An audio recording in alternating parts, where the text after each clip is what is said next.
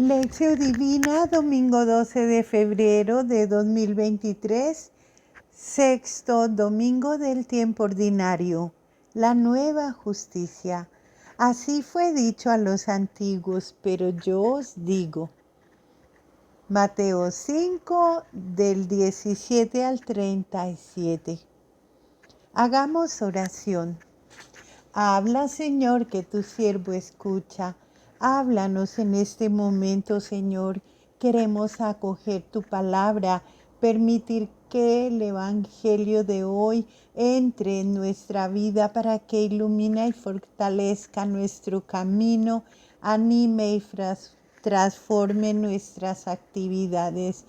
Todos deseamos madurar en el camino de la escucha de tu palabra para que nuestro corazón sea transformado. En nosotros, Señor, existe el deseo de comprender, esperando de tu bondad y generosidad, ser guiados en la comprensión de tu palabra, que tu hablar a nuestro corazón no encuentre ningún obstáculo o resistencia, que tu palabra de vida no recorra en vano el desierto árido de nuestra vida.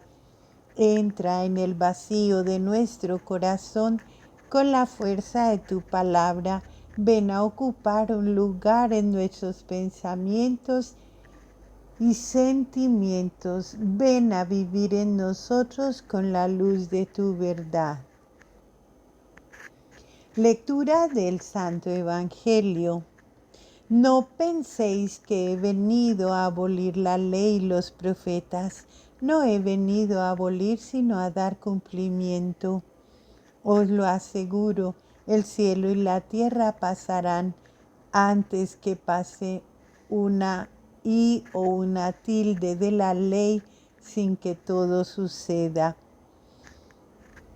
Por tanto, el que traspase uno de estos mandamientos más pequeños y así lo enseña a los hombres, será el más pequeño en el reino de los cielos. En cambio, el que los observe y los enseñe será grande en el reino de los cielos. Porque os digo que si vuestra justicia no es mayor que la de los escribas y fariseos, no entraréis en el reino de los cielos. Habéis oído que se dijo a los antepasados: no matarás, y aquel que mate será reo ante el tribunal. Pues yo os digo, todo aquel que se encolerice contra su hermano será reo ante el tribunal. Pero el que llame a su hermano imbécil será reo ante el Sanedrín, y el que le llame renegado será reo de la gehenna de fuego. Pues al presentar tu ofrenda en el altar, si te acuerdas entonces de que un hermano tuyo tiene algo contra ti, deja tu ofrenda allí delante del altar y vete primero a reconciliarte con tu hermano. Luego vuelves y presentas tu ofrenda. Ponte enseguida a buenas con tu adversario mientras vas él por el camino, no sea que tu adversario te entregue al juez y el juez al guardia y te metan en la cárcel. Yo te aseguro, no saldrás de allí hasta que no hayas pagado el último céntimo. Habéis oído que se dijo: no cometerás adulterio. Pues yo te digo, todo el que mira a una mujer deseándola, ya cometió adulterio con ella en su corazón. Si pues tu ojo derecho es ocasión de pecado, sácatelo y arrójalo de ti. Más te conviene que se pierda uno de tus miembros que no que todo tu cuerpo sea arrojado a la gehenna. Y si tu mano derecha es ocasión de pecado, córtatela y arrójala de ti. más te conviene que se pierda uno de tus miembros que no que todo tu cuerpo vaya a la ajena. También se dijo, el que repudia a su mujer, que le dé acta de divorcio, pues yo digo, todo el que repudia a su mujer, excepto el caso de fornicación, la hace ser adúltera, y el que se case con una repudiada comete adulterio. Habéis oído también que se dijo a los antepasados, no perjurarás, sino que cumplirás al Señor tus juramentos, pues yo digo que no juréis en modo alguno, ni por el cielo, porque es el trono de Dios, ni por la tierra, porque es el escabel de sus pies, ni por Jerusalén, porque es la ciudad del gran rey. Ni tampoco jures por tu cabeza, porque ni a uno solo de tus cabellos puedes hacerlo blanco o negro. Sea nuestro lenguaje sí, sí, no, no, que lo que pasa de aquí viene del maligno. Momento de silencio orante. El silencio crea una atmósfera interior de intimidad y al mismo tiempo esponja nuestro espíritu para saborear la palabra. Meditación. Clave de lectura. El contexto del discurso de la montaña. Jesús presenta a las muchedumbres que van a él para escucharlo un discurso que sorprende por la autoridad que lo envuelve. Les comunica a ellas con energía las exigencias de una vida centrada en la realidad de ser hijo de Dios y en la fraternidad con todos. Su intención es dar pleno sentido al precepto de la ley hebraica. Al colocar este primer discurso de Jesús en la montaña, el evangelista ha querido llevar a la mente del lector la imagen de Moisés que da la ley en el monte Sinaí. Esta enseñanza se lleva a cabo estando Jesús sentado, posición que no recuerda la postura del rabino hebraico que interpreta la escritura a sus discípulos. Es difícil captar la riqueza de los temas que recorren este largo discurso, tanto que algunos estudiosos prefieren llamarlo las palabras evangélicas de Jesús. Nuestro texto litúrgico va precedido de un exordio en el que se presentan las bienaventuranzas como cumplimiento de la ley. El mensaje de Jesús en este principio se centra en la felicidad en sentido bíblico, que pone al hombre en la justa relación con Dios y en consecuencia con la totalidad de la vida, una felicidad en relación con la misma realidad del reino de los cielos. En una segunda parte se desarrolla el tema de la justicia del reino de los cielos. Al fondo de este último extenso contexto se encuentra la enseñanza de Jesús que escuchamos en la liturgia de la palabra de hoy. Jesús, cumplimiento de la ley y de los profetas. En estas primeras afirmaciones, Jesús se presenta como aquel que cumple la ley. No penséis que he venido a abolir la ley y a los profetas. No he venido a abolir, sino a dar cumplimiento. Jesús declara que Él es el cumplimiento de la ley. El lector comprende las consecuencias de estas palabras. De este modo, solo a través de él se puede entrar en el reino de los cielos. Incluso el más pequeño de los mandamientos adquiere sentido a través de su persona. Es como decir que Jesús es la medida para entrar en el reino de los cielos. Cualquiera pequeño o grande depende de la elección de dejarse conducir por aquel que cumple la ley y los profetas.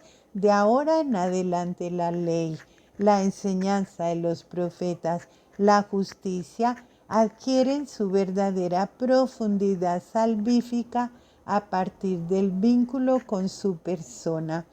El lector sabe que en el Antiguo Testamento estas realidades se veían como separadas y diferentes entre sí. La ley contenía la voluntad de Dios, la justicia expresaba el compromiso humano por observar los contenidos de la voluntad de Dios presentes en la ley. Los profetas exégetas de la ley eran los testimonios del cumplimiento de la fidelidad de Dios en la historia. En la persona de Jesús, estas tres realidades se unifican, encuentran en él su sentido y valor. Jesús declara abiertamente que ha venido a cumplir la ley y los profetas. ¿Qué quiere decir esta afirmación de Jesús? ¿Qué quiere decir la ley y los profetas? No se puede pensar que Jesús cumpla las profecías en el sentido literal de la ley y los profetas, sino más bien las enseñanzas de la ley de los profetas, pero de modo particular. ¿Qué significa abolir, cumplir las enseñanzas de la ley de los profetas? La respuesta se presenta en dos niveles. El primero mira hacia la enseñanza de Jesús, que no cambia los contenidos de la ley y de los profetas, cuya función era más bien didáctica e instructiva. En efecto, Mateo considera a los profetas como los testimonios del mandamiento del amor. El que Jesús lleve al cumplimiento de las enseñanzas de la ley y de los profetas puede significar que Él los manifiesta en su significado, los lleva a su completa expresión y excluye el significado de invalidar, abolir, no observar, infringir. El segundo nivel implica el actuar de Jesús. ¿Cambia o no la misma ley? En este caso, cumplir la ley podría significar que Jesús, con su comportamiento, añade algo que falta, o bien lo lleva a cumplimiento, perfecciona las enseñanzas de la ley. Más concretamente, Jesús en su vida, con su obediencia al Padre, cumple las exigencias plenamente por medio de su muerte y resurrección. Jesús ha cumplido la ley. Pensamos que el énfasis se pone en el comportamiento de Jesús con la obediencia y la práctica. Ha cumplido la ley y los profetas. Jesús enseña la voluntad del Padre, es el cumplimiento de la ley. No se le evita al lector el uso del verbo actuar y enseñar los preceptos de la ley para quien los observe y enseñe. Tales aspectos recogen totalmente la imagen global de Jesús en el pensamiento de Mateo. Jesús, que enseña la voluntad de Dios y el cumplimiento de la ley, es el Hijo obediente del Padre. Aquí está el modelo de comportamiento que se pone ante nosotros en esta página del Evangelio.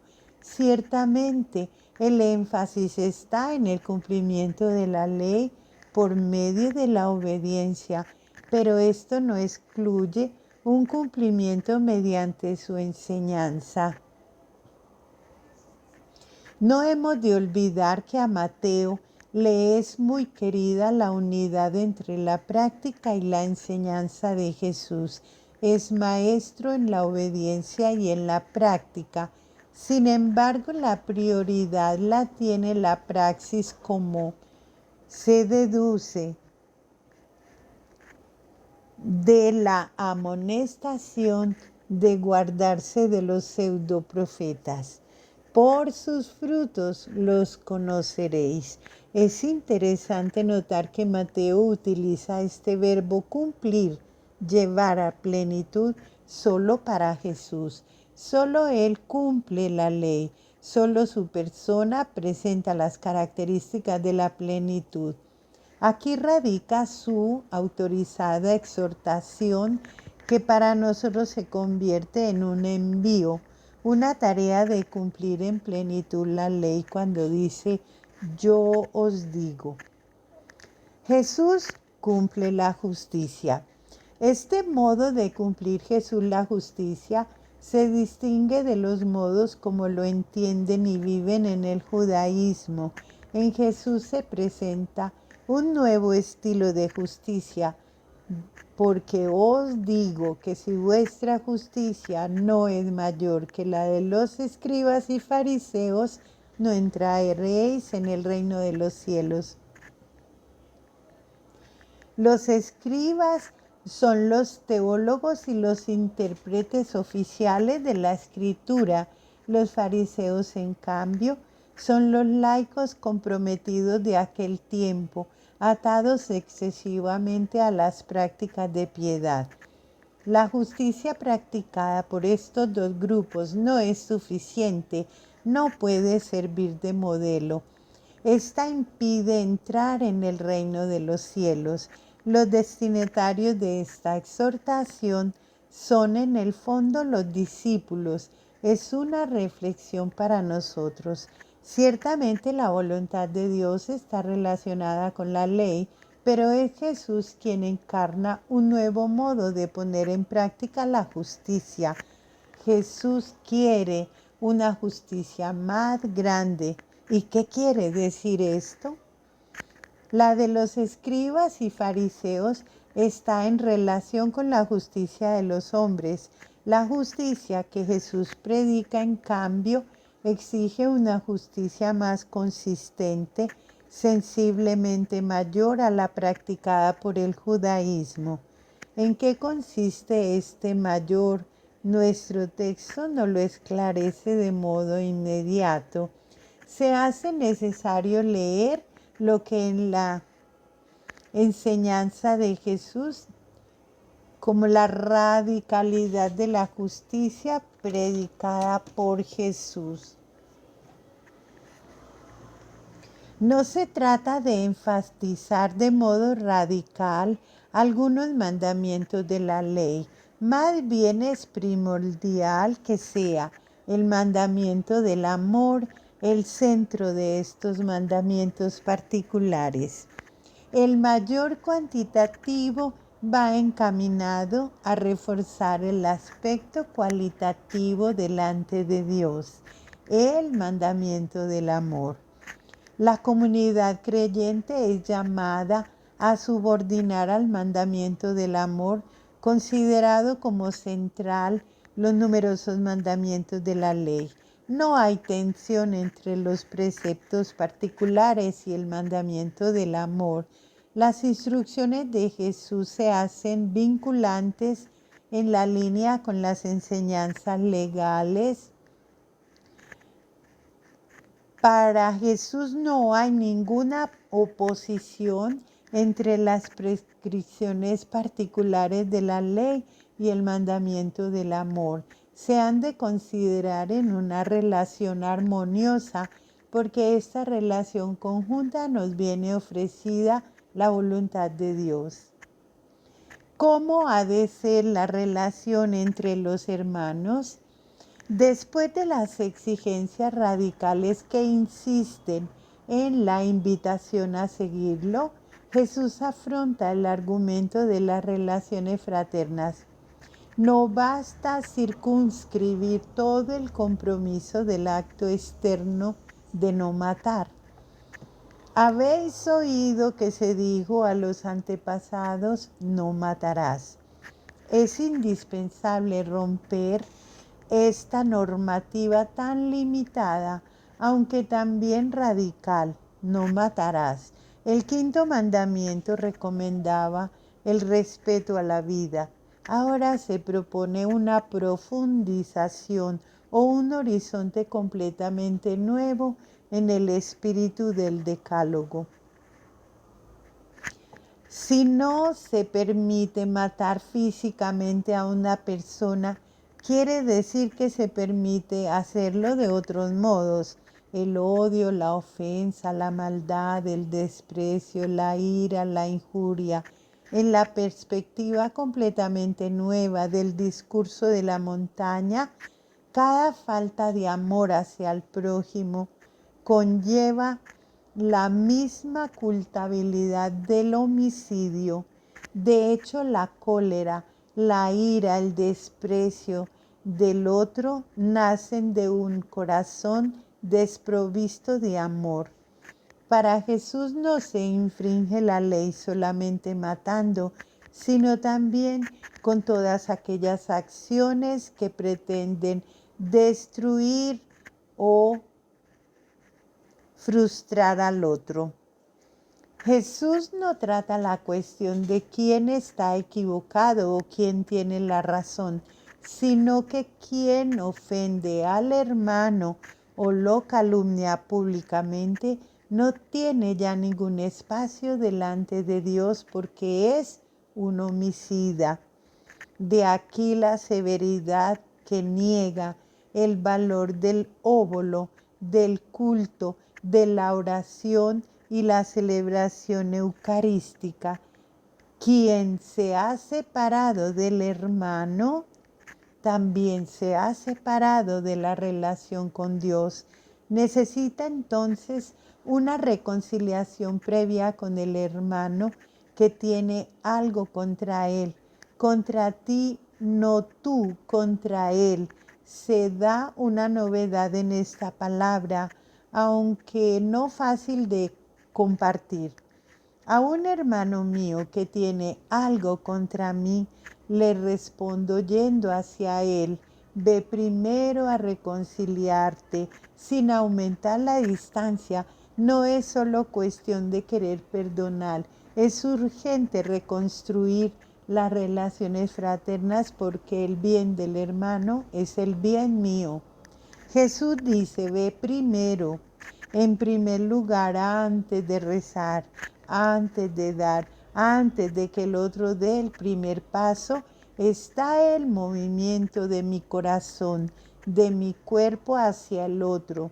Este ir hacia el otro tiene la finalidad de recomponer el desgarro, un movimiento que tiende a la reconciliación. Veamos algunas preguntas para orientar la meditación. ¿Estás siempre abierto en tu vida, abierto a la llamada de Jesús a una justicia más grande? ¿Eres consciente de no estar aún en la justicia plena? En la práctica de la justicia te confrontas con el actuar de Dios. ¿No sabes que la justicia de vivir nuevas relaciones humanas nos es dada? Una confirmación la encontramos en las palabras del apóstol Pablo. Y ser hallado en él, no con la justicia mía, la que viene de la ley, sino la que viene por la fe de Cristo, la justicia que viene de Dios, apoyada en la fe. La expresión de Jesús, pero yo os digo, es para vosotros un imperativo o un mandamiento teórico. Somos conscientes de que la justicia siempre más grande no es otra que la continua disponibilidad a confrontarse con la existencia de Cristo, el que es solo justo. Nuestra justicia se compromete a imitar algo de la justicia de Dios, de su gratuidad, de su creatividad. Dios nos hace justos, nos libera de la parálisis del pecado.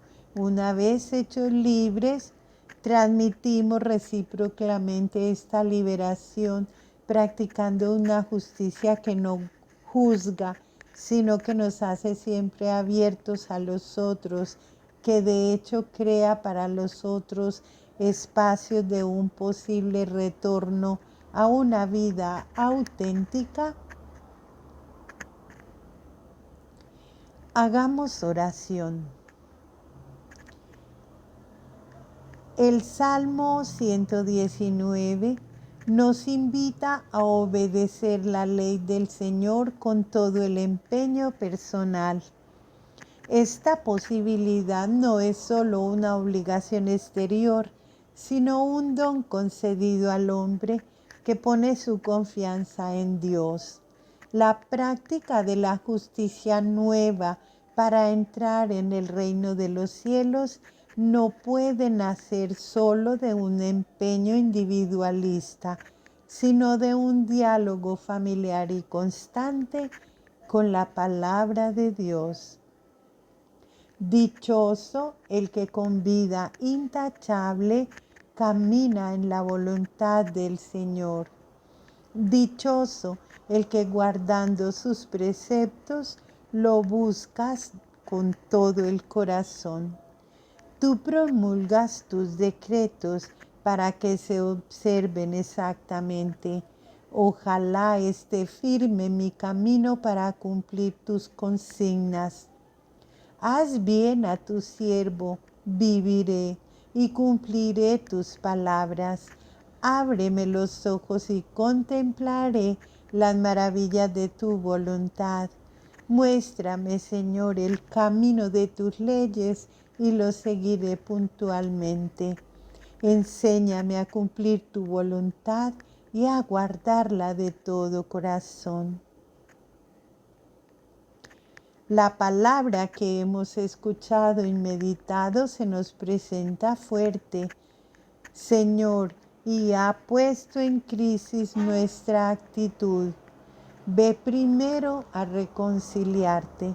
En primer lugar, antes de presentarnos ante el altar, antes de presentar nuestras cosas y entregarlas con amor, antes que sea el hermano quien tome la iniciativa, ayuda a nuestro corazón a realizar aquel movimiento que arregla el conflicto y de este modo recomponer la armonía perdida. Contemplación. San Juan Crisóstomo nos invita con fuerza y firmeza. Cuando te resistes a perdonar a tu enemigo, te ocasionas una injuria a ti, no a él. Esto que estás preparando es un castigo para ti en el día del juicio. Déjate transformar por el amor de Dios para cambiar tu vida, para convertirte, para volver al camino de la vida. Alabado sea Jesucristo. Bendecido día del Señor nos regale Cristo Jesús. Amén.